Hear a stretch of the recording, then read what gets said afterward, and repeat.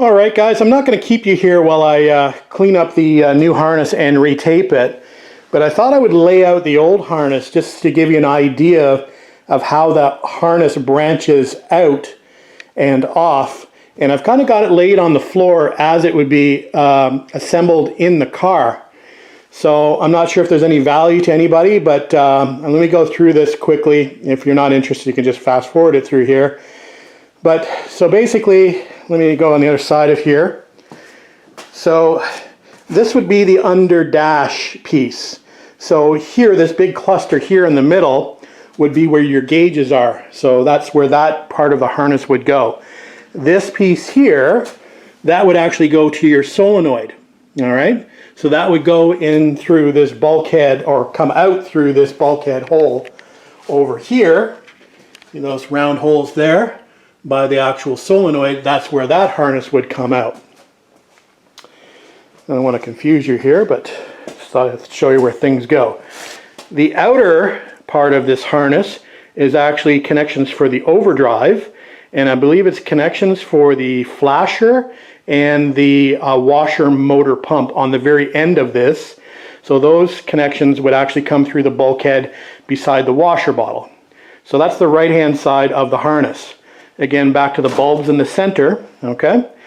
Come over this way, and here, this connector here would be where the rear harness hooks up. So that would be in the footwell here by the bolts, basically, for the front body mount, close to there. So the rear harness would hook in there, okay? Then this would come out through the firewall, through the big hole in the firewall, and lead to the front of the car. So that harness, or that piece of the harness, would come out down there in the big hole under the clutch slave, or the clutch master. So that's where that harness would come out. So, following along, then you get into your relays and your fuse box and your flasher. So we'll have a little bit more of a discussion about this area of the car because I've cut some of this area out to fit my duct, fender vent ducts. So anyway, the relays would actually go on this shelf here. The fuse box would go around this area here. So relays here, fuse box here, and I think the flasher unit would be somewhere around here. Either that or the hazard unit, I'm not sure what that one is.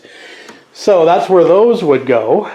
So we're there. Now we follow that up a little bit further.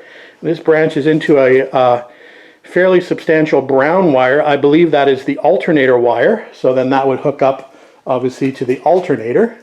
And the plugs are back here on the back of the alternator. All right. So that's about where that ends up. And then the rest of the harness goes forward. And then these will be for headlights, I believe for horns as well, and for external lights, marker lights.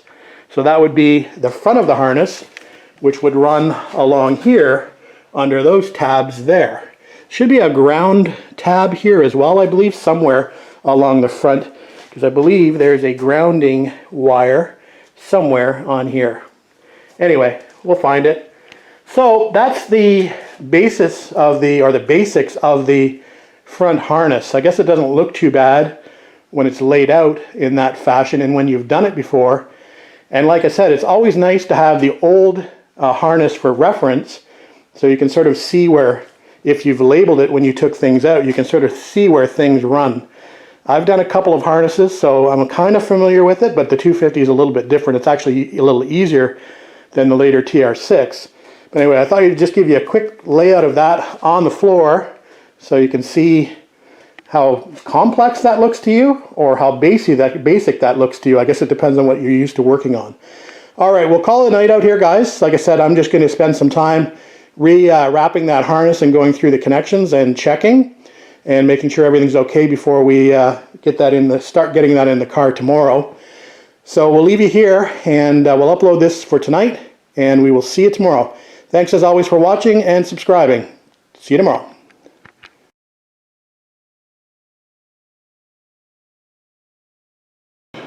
Alright guys, Sunday afternoon and we're picking up where we left off, and I just laid out the old wiring harness on the floor, just to give you an idea how it goes back in the car. And I'd mentioned that I was going to be working on just cleaning up the new harness and retaping it, a new harness to me, let's say. It's in very good condition, but I just went through and rechecked all the connectors and retaped the entire harness. So we're good to go there. So I'm just getting ready to put that back in the car. So I thought I would just take a quick video. Now, I doubt I'm going to be able to show you much along the way today, but I'll maybe try to break it down into steps once we start getting this fitted into the car. All right, wish me luck. All right, just about ready to start installing the harness, and a couple of things. You want to make sure, obviously, that you go across and you cover all of your wiring harness tabs with your shrink wrap or the stock type material. So those are all done inside the passenger compartment and in the engine bay. The other thing that's of importance, and you can do this or not, but I would highly suggest that you do it, is that you put your grommet on for your firewall where the harness comes through, because there is a lot of work to feed that grommet over a long length of cable, and you've got to go through several branches, so it can be really difficult to get that on, and I don't think you want to do that after you've got the harness in the car partially.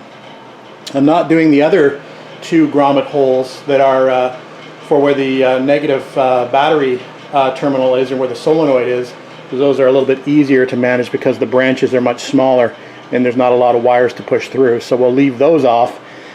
But definitely, if you can manage it, put that on first, because you'll have a bear of a time getting it on without scratching your new paint, or scratching your paint period, if you don't do it prior to putting the harness in the car. All right, let's get this in. We'll get it in loosely and we'll come back. All right, we're getting there. What I try to do is just bring the harness up and out the side of the car, and that keeps it from stretching forward. So I've got both protectors on this side to keep the paint safe. So we're almost there. We are at the point where, if you look at this connector that's on the floor, that is the connector for the dip switch on the earlier cars. So, and you can see the grommet there, I think. So just got to push the cable through a little bit longer, and then we are officially into the engine bay, and we will stop and we'll start laying the cable across the front of the dash. All right, we've got the grommet in the firewall.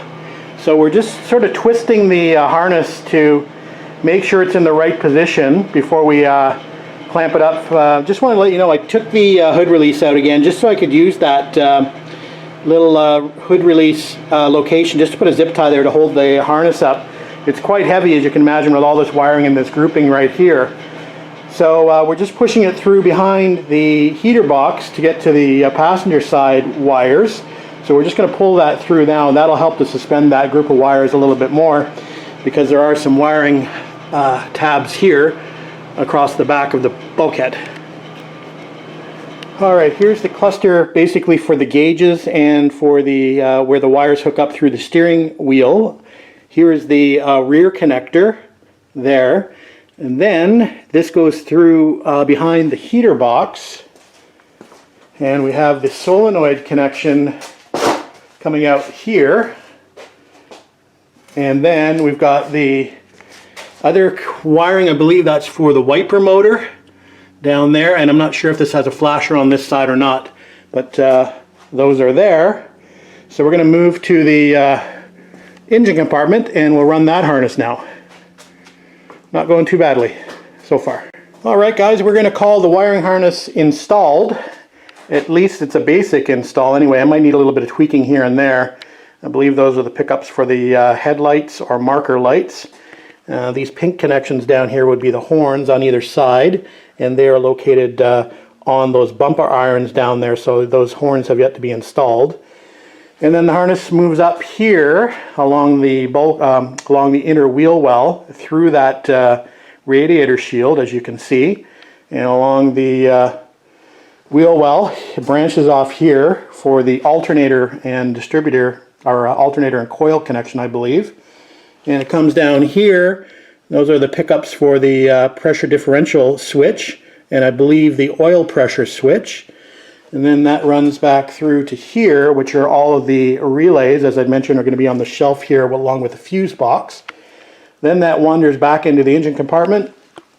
As I've shown you, there is the pickup for the rear harness there, And these would be the light clusters for the speedo, or all the small gauges, basically speedo tack.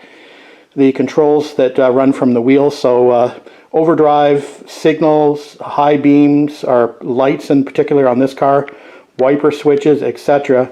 Moves across to the passenger side where it picks up, I believe the overdrive connection is over there, and the washer bottle pump is over there, and I think the turn signal flasher. So that's the harness installed basically. I'm going to check to see if I'm missing, let me just focus this here a little bit.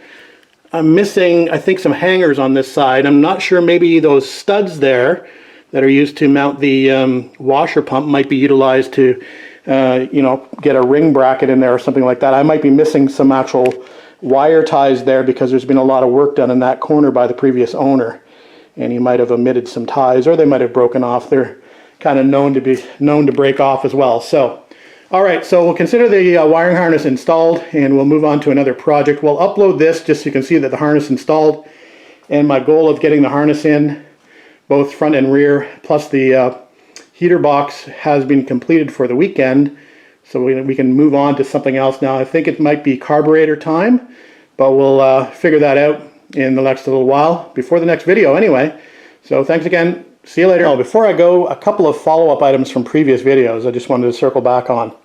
So this, if you recall, I was talking about these bulkhead sealer plates, and apparently I'm missing two fasteners here to actually connect this plate to the bulkhead. So this actually should have two fasteners, actually captive nuts on the inside of the engine bay that pick up these two locations here. And of course I don't have those, so we're going to have to be drilling some holes to actually mount those on both sides. So that's number one. I'd also mentioned that I thought there was another seal that went up here. Apparently that is not true.